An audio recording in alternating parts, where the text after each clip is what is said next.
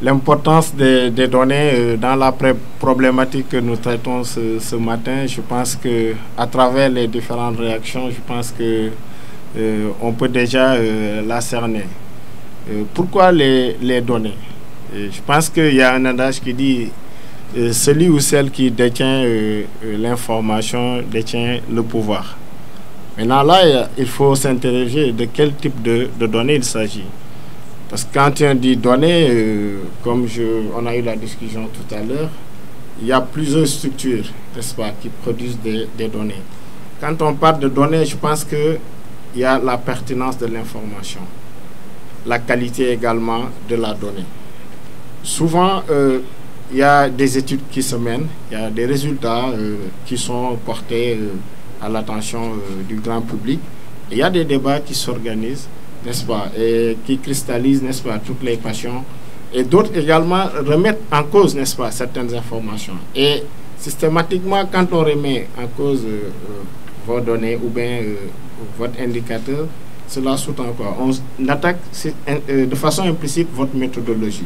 Donc il y a une rigueur scientifique qui accompagne, n'est-ce pas, qui encadre, n'est-ce pas, tout le processus de collecte jusqu'à sa publication. C'est pas pour rien, ici on a fait le pari, n'est-ce pas, de travailler avec l'ANSD qui a le mandat officiel de la production des données au niveau national. Si vous menez une étude, vous voulez que les résultats soient reconnus de façon officielle par l'État et que ces données puissent être utilisées pour in fine. Je pense que la finalité, c'est que ça puisse aboutir, n'est-ce pas, à des actions politiques, à une utilisation à des fins politiques et des programmes pour changer un peu la donne en termes de la problématique qui nous intéresse. Ici, il s'agit des soins non rémunérés. Parce que c'était la première fois qu'on a eu cette enquête. Avant, je pense que l'ANSD avait l'initiative depuis très longtemps, mais faute de budget et même également des capacités techniques, parce que c'est une enquête très robuste, très complexe en termes d'approche méthodologique. Parce qu'on parle souvent de travail non rémunéré, mais tant qu'on n'arrive pas à prouver cela à travers des données probantes, des évidences, je pense que ce sera très difficile de faire engager l'État dans un processus de le reconnaître, faire redistribuer, afin de réduire tout ça et orienter ces activités où on retrouve beaucoup plus souvent les femmes, n'est-ce pas, et voir comment les orienter à des activités rémunérées. C'est le sens d'avoir des statistiques. Les statistiques rendent visible ce qui existe. On parle de disparité, mais tant qu'on n'avait pas les données, on ne pouvait pas dire que, par exemple, les femmes consacrent 5 heures de temps dans des activités non rémunérées. Qu'en est-il chez les hommes? On dit les hommes en consacrent 2 heures. On dit 80% de ce temps-là, les 5 heures, sont consacrés dans des activités domestiques. Mais on ne pouvait pas le prouver avant. Ça pouvait partir d'un récit tout simplement, d'un constat. Mais à travers les données, maintenant, on a les preuves. Et on peut comment entamer le processus, ce que nous sommes en train de faire, voir dans quelle mesure on peut engager l'État à travers des changements, à travers des politiques qui doivent être mises en œuvre par ces départements sectoriels, notamment le ministère de la Femme, qui a le mandat de mettre en œuvre la vision de la politique, n'est-ce pas, vers l'égalité des sexes et l'autonomisation des femmes. Je pense que c'est ça l'intérêt, l'enjeu d'avoir des statistiques. Parce que les statistiques, je pense qu'on a besoin des statistiques à tous les secteurs de la vie. Comme vous le savez, l'État peut avoir l'ambition de le faire. On dit dans nos pays, là, tout est priorité. Maintenant, comme tout est priorité, parce que les ressources sont limitées. Donc, il faut convaincre l'État de la nécessité de faire cet arbitrage, d'investir dans tel secteur, c'est-à-dire les travaux non rémunérés, à travers ces données, et également convaincre l'État de l'impact, n'est-ce pas? Quand l'État investit dans un domaine, je pense qu'on attend à un retour, parce qu'on est la vision de politique de notre État, c'est le PSE, Sénégal émergent. Donc tant qu'on peut arriver avec les données, dire que si nous parvenons à réduire les travaux non rémunérés de X%, donc cela pourrait contribuer à hauteur de 14% dans le PIB. oui, l'État peut être... Oui, mais ça, c'est intéressant. Parce que la population est à majorité, bon, relativement légèrement dominée par les femmes. On dit que la plupart de ces femmes, notamment les femmes du milieu rural, se retrouvent être dans des activités qui leur occupent tout le temps quasiment, mais dans des activités non rémunérées, qui ne sont pas visibles, qui ne sont pas prises en compte, n'est-ce pas, dans la production de la richesse au niveau national. Je veux dire ici le PIB. Donc là, je pense que l'État peut trouver dans ça un intérêt potentiel d'investir dans ce secteur. Et maintenant, également, les données ne s'arrêtent pas là. Ça permet également de suivre les progrès. L'État, quand il investit également derrière, il y a le suivi de la mise en œuvre, voire il y a des objectifs qui sont assignés. À l'horizontale, on veut faire diminuer ce travail non rémunéré, par exemple, de 50%. D'accord? Et pour cela, on a besoin d'un budget de 40 milliards, par exemple, d'ici 10 ans. D'accord? Mais pour cela également, il doit y avoir un mécanisme de suivi-évaluation. Et tout ça par des données. Donc, les données sont au cœur de tout le processus. Ça permet de faire le plaidoyer, apporter de l'argent. Mais également, il y a le mécanisme de suivi, voir est-ce que vraiment, avec ça, on peut parvenir à atteindre nos objectifs.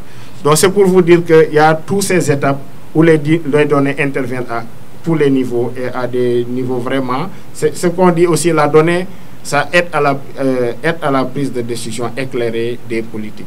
Maintenant, pour l'enquête, je pense que c'est vrai, on a eu des moments fort intéressants d'échanges autour de la répartition du travail entre les hommes et les femmes et pourquoi les femmes sont plus orientées vers ces activités ou bien sont confinées du fait de nos réalités socio-culturelles, parce que ça revient souvent au milieu rural. C'est ce qui fait appel également au concept de genre, n'est-ce pas? Les relations que nous avons avec la femme en termes de travail et dans notre société aussi patriarcale. Donc tout ceci remet en question et ça nous permet également de voir de façon plus claire des disparités qui existent. Beaucoup insisté sur notre approche bottom-up, c'est-à-dire qu'on est parti vers le bas pour remonter vers le haut.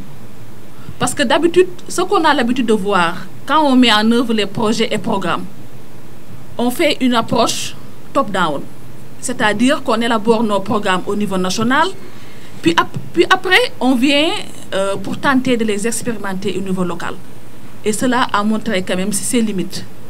Donc l'approche communautaire a été quand même mise en exergue dans le cadre de la mise en œuvre. Parce qu'on est parti de l'opérationnalisation sur le terrain pour voir comment ça peut inspirer le niveau national. Donc le programme 3R, au départ, c'était une phase pilote financée par Affaires mondiales Canada. Mais c'est à travers ces résultats, à l'issue de la capitalisation, qu'on a pu avoir un second financement avec l'Allemagne.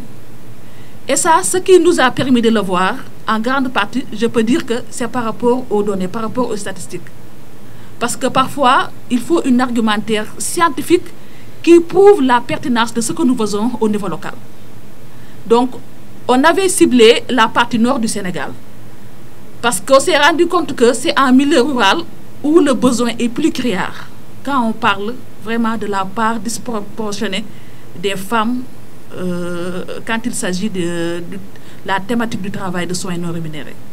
Donc, avec le réseau des femmes agricultrices du Nord, qui était le principal bénéficiaire du projet, on a pu voir au niveau local comment intégrer ce mécanisme de prise en compte de la thématique dans les documents de planification.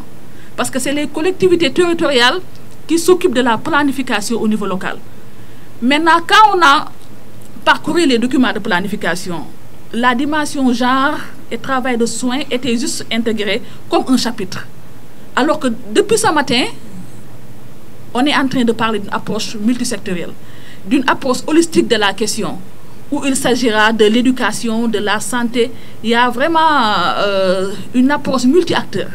Donc, on a pu aider 13 collectivités territoriales. Les 6, c'était pour élaborer complètement des documents de planification sensibles à la thématique. Et pour le reste, c'était pour réadapter leurs documents par rapport à ça. Parce qu'au niveau local, cette thématique ne s'évitait même pas au débat. Quand on parlait de planification et de budgétisation, c'était plus les élus qui parlaient d'investissement, qui parlaient de positionnement. Mais il n'y avait pas quand même cette invitation par rapport au débat public. Donc on a pu quand même, avec l'appui de l'ARD, qui était notre partenaire de mise en œuvre des collectivités locales, à l'intégrer dans leur approche. Et à l'issue de cela, les collectivités locales ont eu quand même à prendre en compte l'aspect réduire et redistribution avec l'appui du projet. Les études de base ont permis de montrer quelles sont les activités qui utilisaient le plus le temps des femmes. La première activité qui sortait, c'était par rapport aux soins de santé. Parce que nous savons tous que dans nos familles, quand quelqu'un tombe malade, c'est la femme qui l'assiste et qui l'accompagne. Il y a beaucoup de femmes qui n'ont pas aujourd'hui d'activité génératrice de revenus parce qu'elles ont la charge d'assister ou d'accompagner une personne malade ou vivant avec un handicap.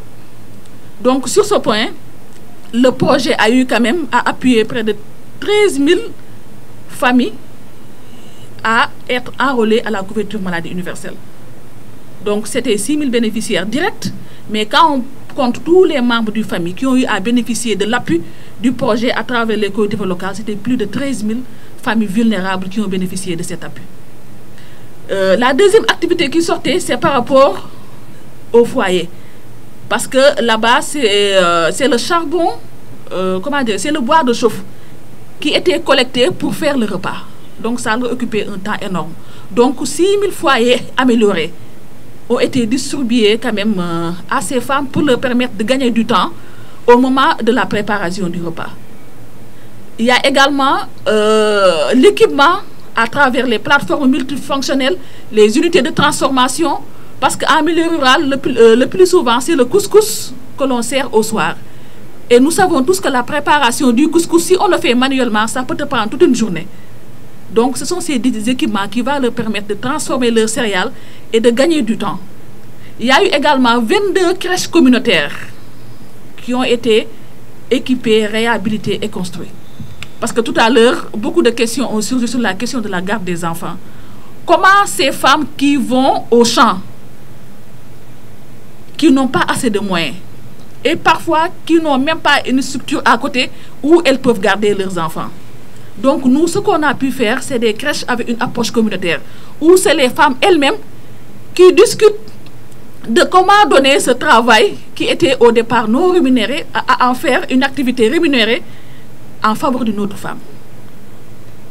Donc ce sont ces femmes qui se sont réunies pour discuter de comment elles peuvent s'en sortir pour mettre en place un local.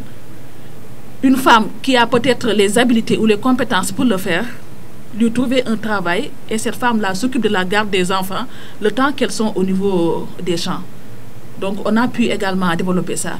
L'autre aspect aussi, c'est par rapport à la masculinité positive.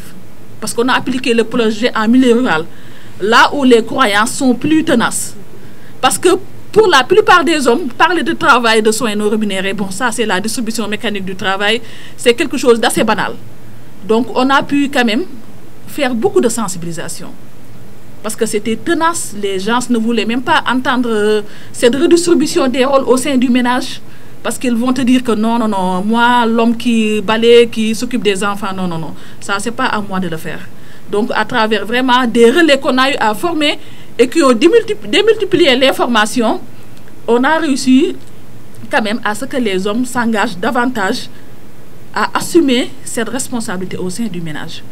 On peut dire que tout n'est pas encore acquis à 100% parce que c'est un long processus. On a commencé avec des actions et on va poursuivre aussi dans le temps. Donc, l'autre aspect également, c'est d'avoir trouvé des solutions localement adaptées.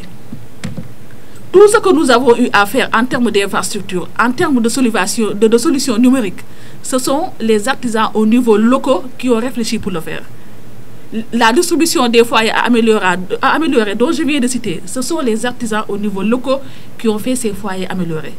Les plateformes multifonctionnelles, ce n'était pas des trucs qu'on a importés d'ailleurs pour venir, non, pour venir leur soumettre. Mais localement, les populations ont eu à échanger, à discuter pour sortir même des prototypes en matière d'investissement.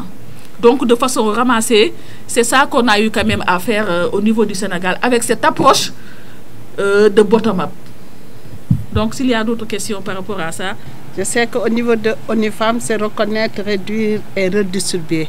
Nous, en tant que syndicalistes, nous demandons d'investir dans le cadre des soins non rémunérés. Donc, il y a une autre approche et c'est dans le milieu du travail. Dans le milieu du travail, nous avons nos conventions. Ça veut dire que je parlerai peu de 100, 111, 100, c'est dans le cadre de la rémunération. 111, c'est à part égale dans le cadre du recrutement. Mais nous avons 2 conventions qui touchent réellement l'économie des soins. Ça veut dire que nous avons besoin d'une responsabilité partagée dans le cadre de la famille, mais aussi nous avons la 156, c'est cette convention, mais nous aussi nous avons une convention 183 sur la protection de la maternité. Ça touche directement la famille. C'est une convention révolutionnaire, c'est une convention qui était venue à son heure. C'est en 2000 qu'on a eu à adopter la convention. Et heureusement qu'il y a eu 2 pays d'Europe qui ont eu à ratifier et à partir de là, c'est adopté. Et nous avons fait un travail ici au Sénégal. Nous nous sommes dit, il est temps que la femme qui travaille puisse être rémunérée décemment. Ça veut dire avoir un travail décent. En parlant de non-rémunération, nous avons les travailleuses domestiques. Nous avons aussi les femmes qui travaillent dans les collectivités locales, dans la santé et dans l'éducation, qui ne sont pas bien rémunérées. C'est un cas. Le deuxième cas, ce sont les femmes qui sont à la maison, qui restent à la maison. Et nous, quand on parle de ces femmes, ce sont des femmes travailleuses. Parce qu'elles sont en train d'abattre un travail super important dans la maison, mais malheureusement, le travail n'est pas valorisé. Et on s'est dit qu'il y en a maintenant des femmes qui gagnent, ça veut dire le formel, des femmes qui gagnent correctement leur vie. Mais ce qu'elles gagnent, est-ce que le fait de trouver une aide au niveau de la maison, elles ont été payées pour ça? Est-ce qu'elles ont l'argent pour trouver une aide à la maison? Donc, on a dit que nous avons les 3 cas. Et pour ces 3 cas, on s'est dit il est temps qu'on puisse investir dedans. Investir, ça veut dire réduire le maximum possible maintenant ces inégalités. Avoir de telle sorte qu'au niveau du travail, la non-discrimination dans ce milieu.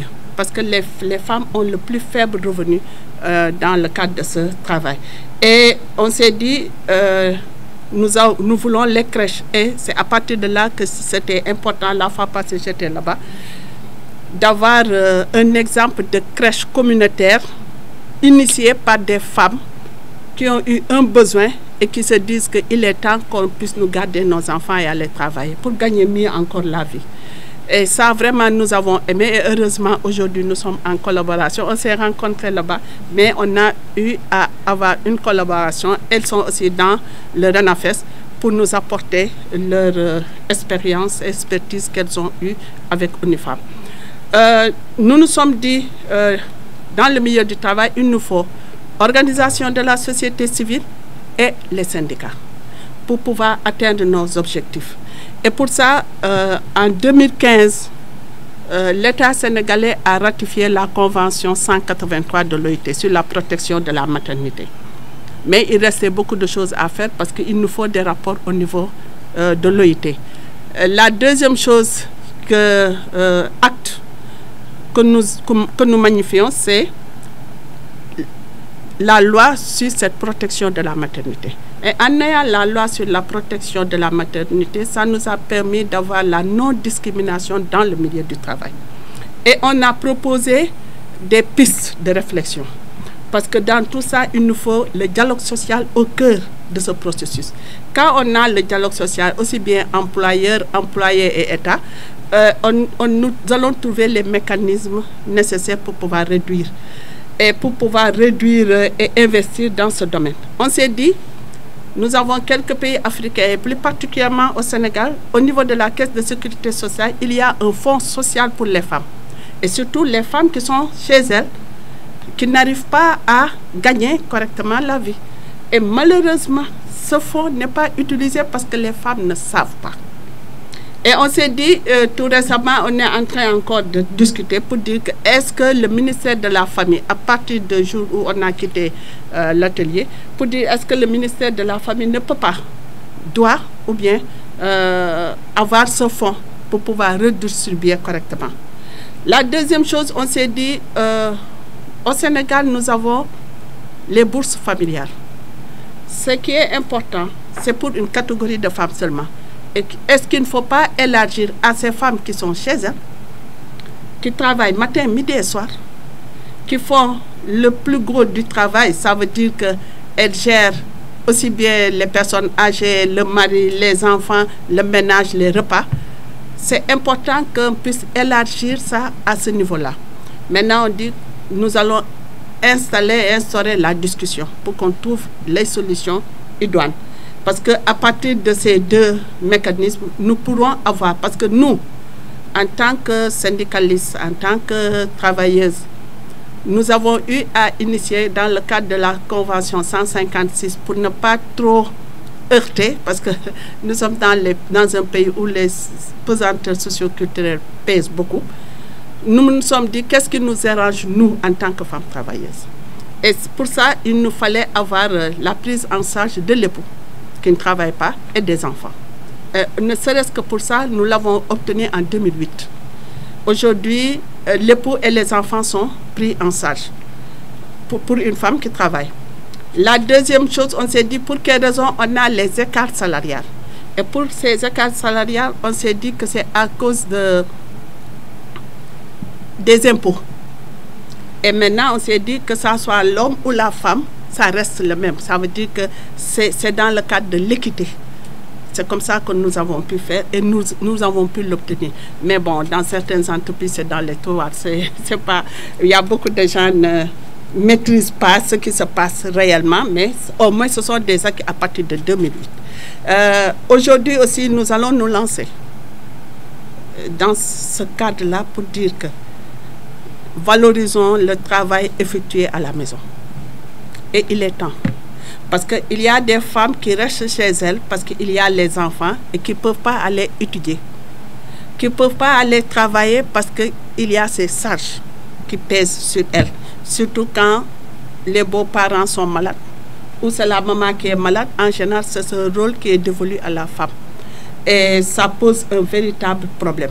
D'où maintenant, je pense que l'intérêt que le milieu du travail soit là. On a eu à mener des études ces temps-ci et le Sénégal a occupé la bonne place dans le cadre de l'étude. Concernant nombre de personnes, peut-être je vais vous envoyer ça, les femmes qui sont chez elles, qui ne travaillent pas, qu'est-ce qu'elles ont fait? Celles qui travaillent et qui ne gagnent pas correctement leur vie, combien on a, et plus maintenant les femmes travailleuses qui gagnent leur vie, mais l'aide qu'elles doivent recevoir à la maison. Et même si elles descendent, c'est le mari qui est là-bas, qui se couche, qui lit son journal, et c'est la femme qui fait le gros du travail. Et heureusement que nous avons les résultats de l'ANDES. Et c'est ça qui est aussi important. C'est juste pour dire que c'est une première, c'est la première. Nous avons besoin des crèches, des salles d'allaitement d'abord, dans les entreprises qui constituent 11 femmes. Des salles d'allaitement. La deuxième chose, une entreprise forte qui a les moyens pour créer une crèche. Dans le cas échéant, on prend 6 à 7 entreprises qui mettent en avant quelque part près de ces entreprises une crèche. Ou faire comme la Sonatel aujourd'hui, la Sonatel les mine, la Sonatel donne une enveloppe aux femmes et qui restent chez elles pour pouvoir les aider à payer les crèches. Donc c'est une subvention. La troisième chose, on s'est dit, nous avons besoin des crèches communautaires. Pourquoi les crèches communautaires maintenant, c'est le gros du lot. Ce sont les femmes qui sont chez elles, qui ne gagnent pas correctement leur vie et qui font un travail énorme. Raison de plus pour chaque coin de la rue, quelque part, où ça prend un environnement normal, qu'on puisse mettre une crèche. Mais en collaboration aussi bien avec la municipalité et l'État pour permettre qu'on ait un lieu sain, salubre, propre, où il n'y a pas aussi de violence et tout, pour que ces femmes-là puissent amener les enfants et qu'elles puissent travailler. Dans les marchés, Ok. Dans les marchés aussi, ce qui est important, c'est de mettre les crèches, la garderie d'enfants, mais qu'on ait de l'eau propre et une dispensaire. Et c'est ce qu'on cherche, c'est dans le cadre de l'environnement. Merci beaucoup. C'est tout juste pour dire que nous allons investir et nous allons encore y réfléchir, mettre le dialogue social en avant pour pouvoir obtenir ces résultats. C'est dans le cadre des perspectives d'action. Merci beaucoup, Elena. En toute honnêteté, je dirais que je ne sais pas si je suis la meilleure personne pour dire ce qui se fait au Sénégal. Nous avons dans la salle beaucoup d'experts du point de vue de la pratique, du point de vue de l'action. Donc peut-être je me situe beaucoup plus dans une perspective, je dirais, globale.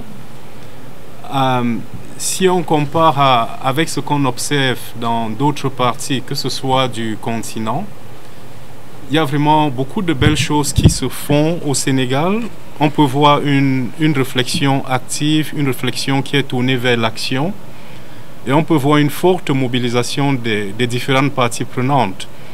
À travers les différentes interactions que nous avons eues jusqu'ici, que ce soit dans le cadre des activités de ONU Femmes ou à travers les activités financées par le CADI, on observe au Sénégal une véritable prise de conscience de la part non seulement des responsables de politique publique, mais aussi des autres parties prenantes, ainsi que nous venons de l'entendre.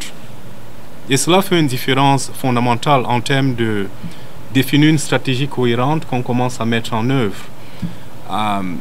Et si je prends un exemple qui, je dirais, me semble assez inspirant, c'est celui de l'Afrique du Sud, où le gouvernement sud-africain a vu dans le secteur, en particulier de la petite enfance, un véritable moteur de développement en termes de création d'emplois, non seulement pour les jeunes femmes, mais aussi pour les jeunes hommes.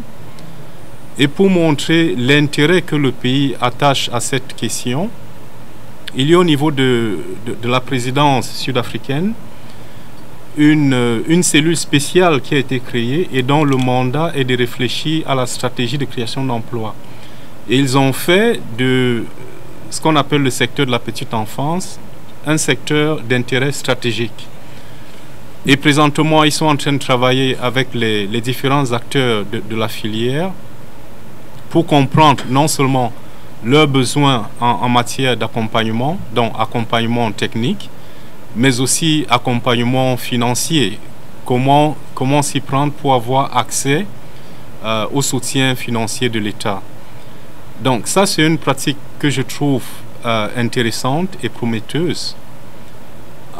Maintenant, ce que nous observons également à travers les travaux que nous finançons, et je pense que c'est ressorti un peu ce matin lors de la discussion, c'est la nécessité de considérer la question des soins non rémunérés comme étant une partie d'un ensemble beaucoup plus grand de contraintes qui se posent à la femme.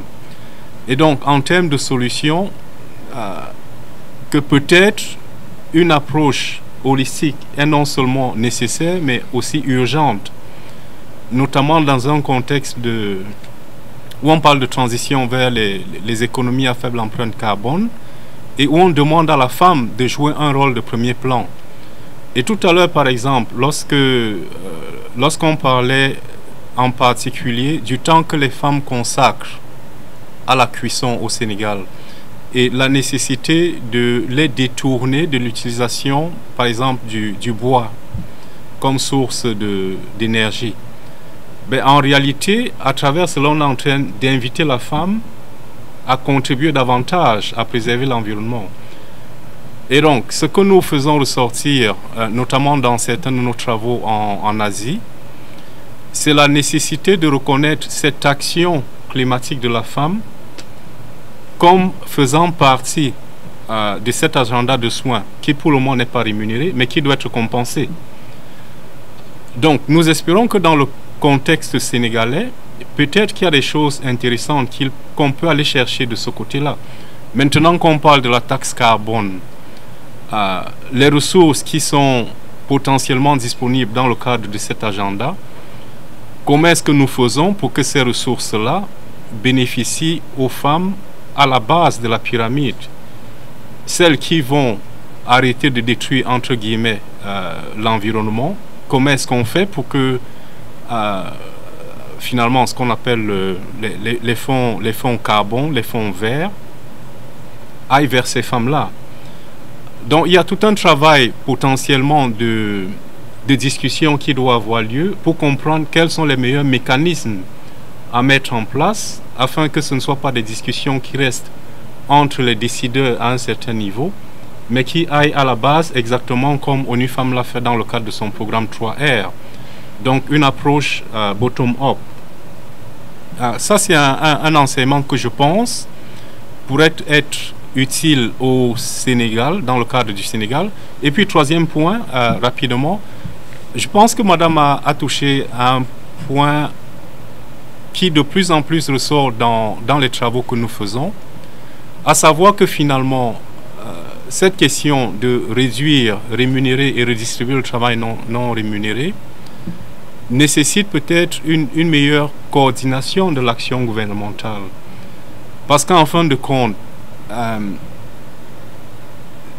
si nous parvenons à sensibiliser les hommes afin qu'ils aident dans la redistribution à l'échelle du ménage et que le temps des femmes est libéré afin qu'elles puissent se consacrer à des activités génératrices de revenus, comment est-ce qu'on s'y prend pour non seulement accompagner ces femmes-là dans ces activités génératrices de revenus, mais aussi préserver ces activités. Donc la question de l'environnement, si on peut dire des affaires, se pose. Donc, ministère du Travail, oui, ministère de la Femme, oui, mais peut-être aussi les aspects juridiques, les aspects légaux.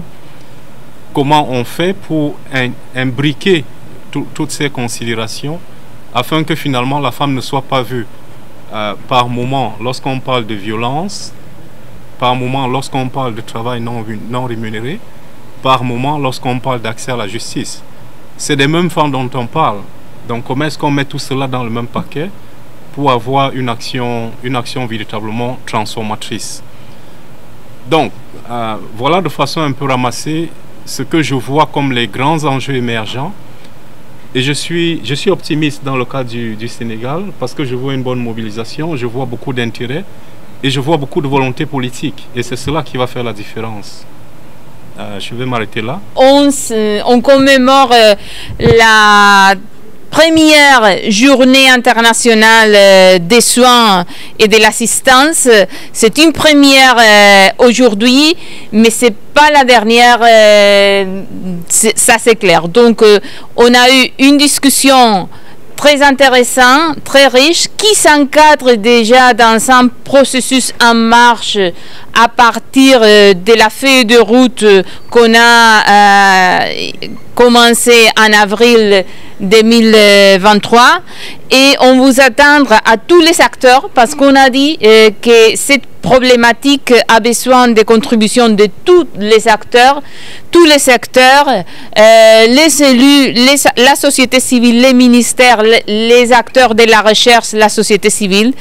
Et lors des prochains mois, sous le leadership du ministère de la Femme, de la Famille et de l'Enfant, au fur et à mesure où on avance avec la feuille de route pour la réforme du travail des soins non rémunérés, on va avoir besoin du concours de tous et toutes, de tous vous qui êtes dans cette salle, mais aussi au-delà de cette salle.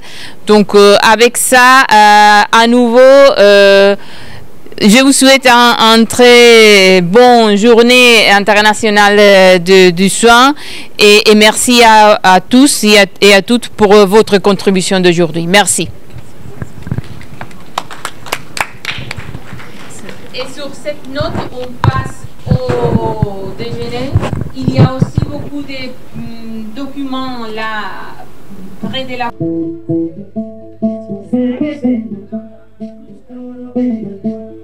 Sing it, baby.